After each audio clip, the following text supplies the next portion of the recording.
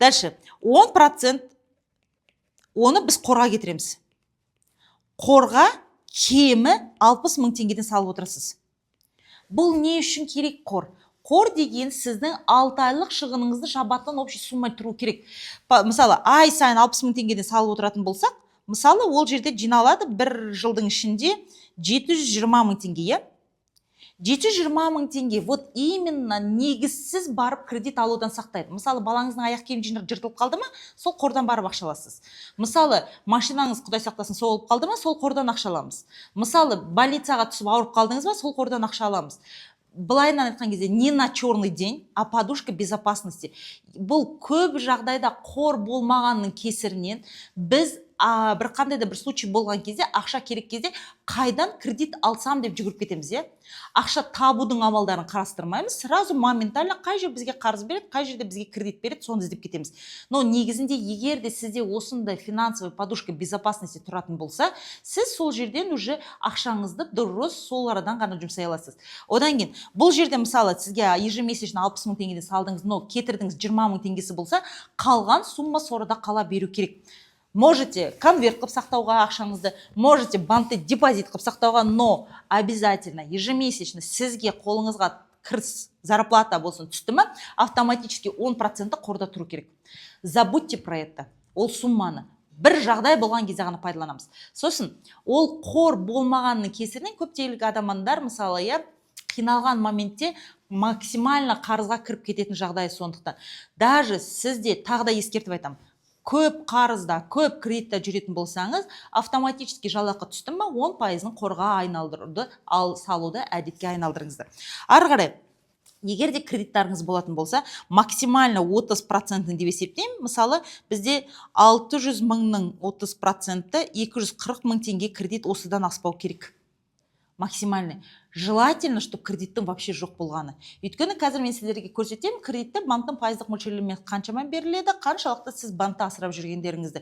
Сол үшін де бұл суммадан асып кетті ма, уже сіз қарыз мөлшері өте көбейіп кетті деген сөз. Сразу барып кредитқа жоламаймыз. Бір нәрсеге ақша керек ба, ақша жинаймыз. Балаңызға да солай үйретіңіз. Балам телефон сұрады екен деп, бара салып рассрочка алуды доғарыңыздар.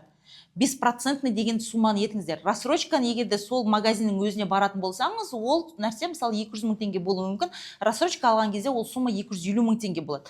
Лучше накопите пару месяцев сол сумманы, чтоб ойсыз, қырсыз барып рассрочкаға кіре бермей. Именно когда сіз өзіңіздің қажеттілігіңізді сразу алдын ала жоспарлайтын болсаңыз, алдын ала қор жинап қоятын болсаңыз, негізсіз кредитқа, қарызға кірмейсіздер. Қарызға кіруді қалыпты жағдай деп қабылдауды доғару керек. Қарызсыз өмір сүру керек. Сол үшін де бір нәрсе сізге қажет бола ма, срочно ақша қажет бола ма, қайдан ақша алам деп іздемейміз, қайдан ақша табамын деп іздейміз.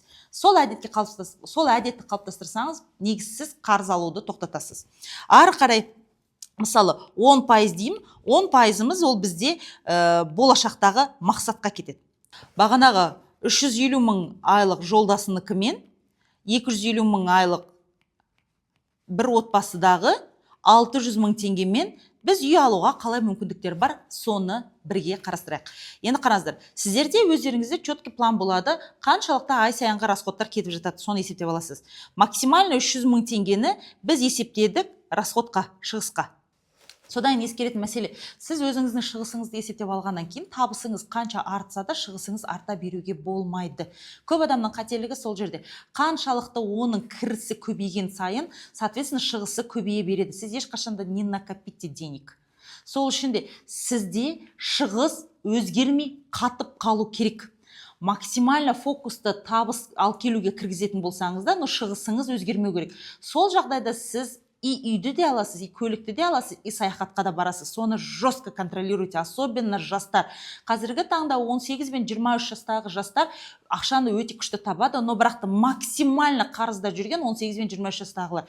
Өйткені оларға жаңағыдай каспилар, мысалы, просрочка спокойно одобряет, кредитті спокойно одобряет, и олар именно 25 жаста үй алу мәселесіне келген кезде қазіргі таңда көп деген жастардың мойында бәленбай кредит бар.